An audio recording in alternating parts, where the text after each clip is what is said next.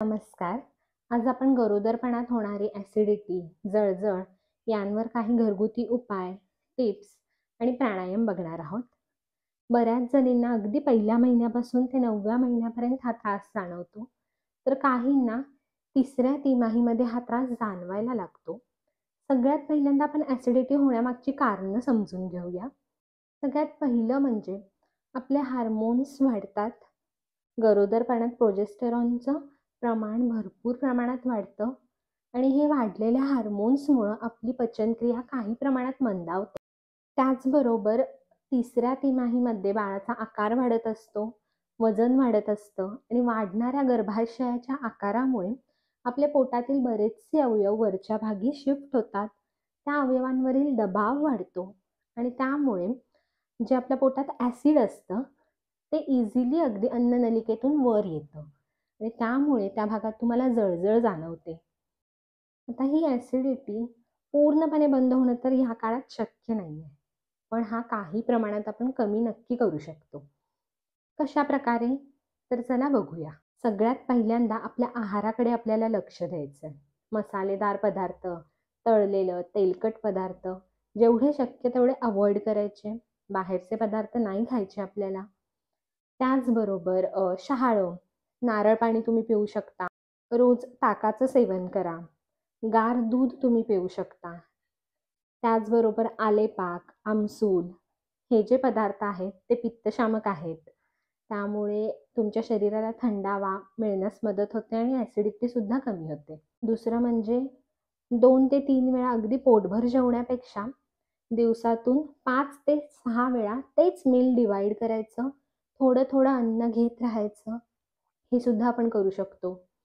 जेणेकरून अन्न व्यवस्थित पचण्यास मदत होईल. तिसरा म्हणजे जेवल्यानंतर तुम्हाला लगेचच झोपायचं नाहीये.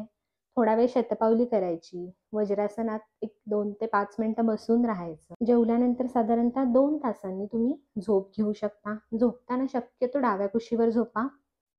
त्यानंतर फिजिकली ॲक्टिव्ह राहणं सुद्धा तितकंच महत्त्वाचं आहे.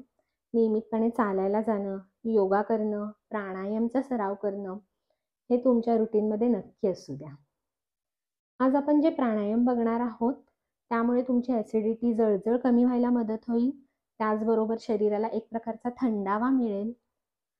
जेणेकरून जी वाढलेली शरीरातली उष्णता असते, ती सुद्धा कमी व्हायला मदत होईल.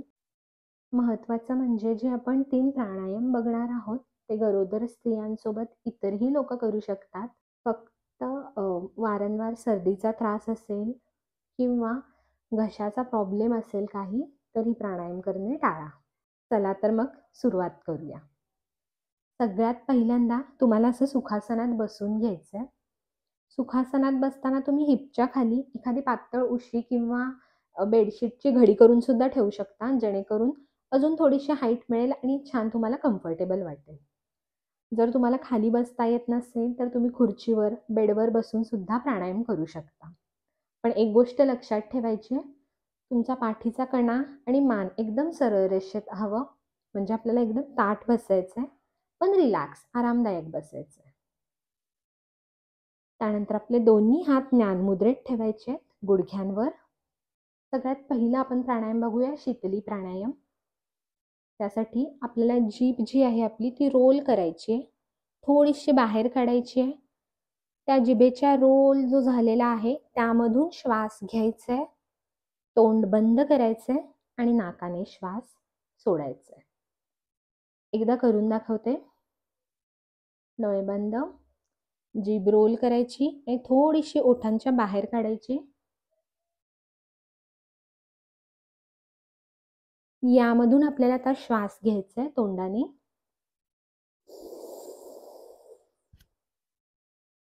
तोंड बंद आणि नाकाने श्वास सोडायचा आहे. शीतली प्राणायाम आपण 5 वेळा करूया. डोळे बंद, जीभ रोल करा, बाहेर काढा. तोंड बंद, नाकाने श्वास सोडा. दुसऱ्यांदा.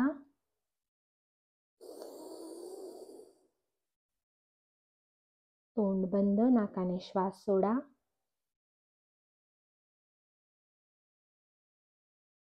जीभ रोल,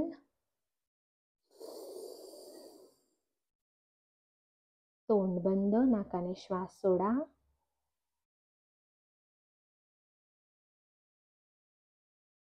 श्वास घ्या,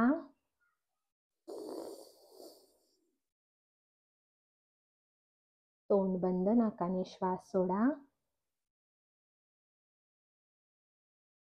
लास्ट टाइम. श्वास घ्या,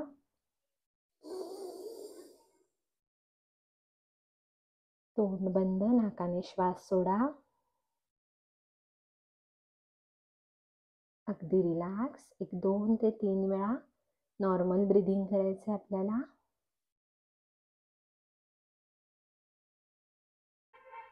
यानंतर आपण करणार आहोत शीतकरी प्राणायाम, ज्याला सितकारी असं सुद्धा म्हणतात. कारण आपले जे वरचे दात आहेत आणि खालचे दात आहेत ते एकमेकांना जुळवायचे असतात आणि दातांच्या फटींमधून श्वास घ्यायचा. सी सी असा आवाज होतो श्वास घेताना. तोंड बंद करायचं आणि नाकाने श्वास सोडून द्यायचा. हे सुद्धा प्राणायाम आपण 5 वेळा करणार आहोत. डोळे बंद. एकदा करून दाखवते बघा. वरचे आणि खालचे दात जुळून घेतलेत. ओठ आपले वाईड ओपन, तोंड वाईड ओपन, तोंड बंद, नाकाने श्वास सोडा. सुरुवात करूया. तोंड वाईड ओपन करा. दातांच्या फटींमधून श्वास घ्यायचा आहे. तोंड बंद, नाकाने श्वास सोडा.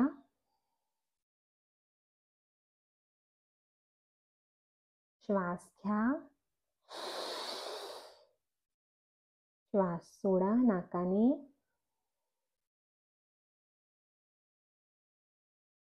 श्वास घ्या,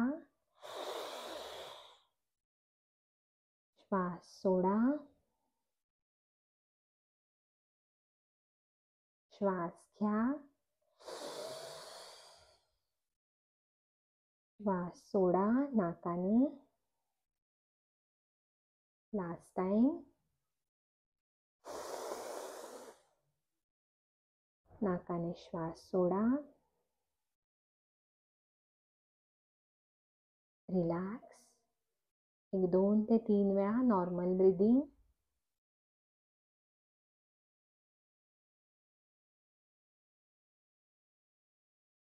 सगळ्यात शेवटचा प्राणायाम आपण करणार आहोत चंद्रभेदन प्राणायाम. तर डावा हात ज्ञानमुद्रेतच राहील. उजव्या हाताची विष्णू मुद्रा करायची आहे. पहिली 2 बोटं खाली. अंगठ्याने उजवी नाकपुडी बंद करायची. डाव्या नाकपुडीने श्वास घ्यायचा. डावी नाकपुडी बंद.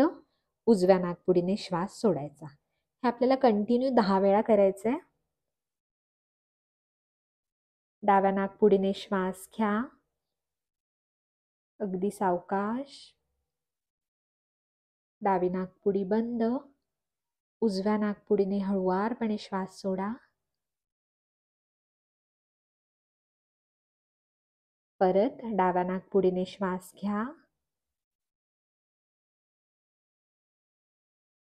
उजव्याने सोडा. तिसरा राऊंड. डाव्या नाकपुडीने श्वास घ्या. उजव्याने सोडा.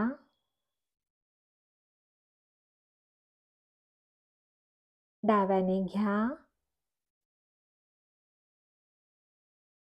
उजव्याने सोडा.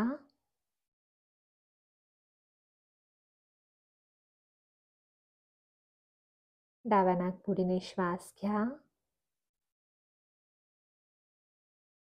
उजव्याने सोडा.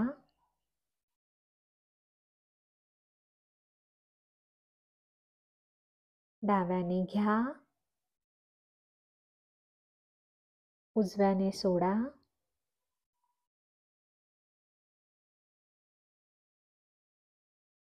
डाव्या नाकपुडीने श्वास घ्या.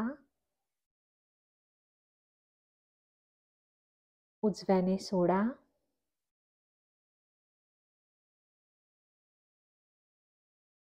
डाव्याने श्वास घ्या. उजव्याने सोडा.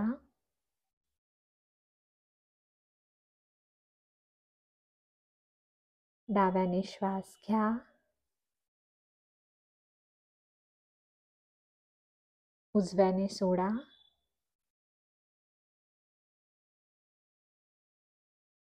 डाव्याने श्वास घ्या. उजव्याने सोडा. 10 राऊंड पूर्ण केलेत आपण. हळुवारपणे उजवा हात गुडघ्यांवर आणा. रिलॅक्स. Normal breathing. दोन्ही हात एकमेकांवर चांगले घासायचे. हळुवारपणे डोळ्यांवर ठेवा आणि खाली आणा. व्हिडिओ आवडला असेल तर लाईक करा आणि तुमच्या ओळखीतल्या गरोदर स्त्रियांसोबत नक्की शेअर करा. भेटूया नवीन व्हिडिओमध्ये एक नवीन विषय घेऊन. तोपर्यंत मस्त राहा आणि स्वतःची काळजी घ्या. धन्यवाद.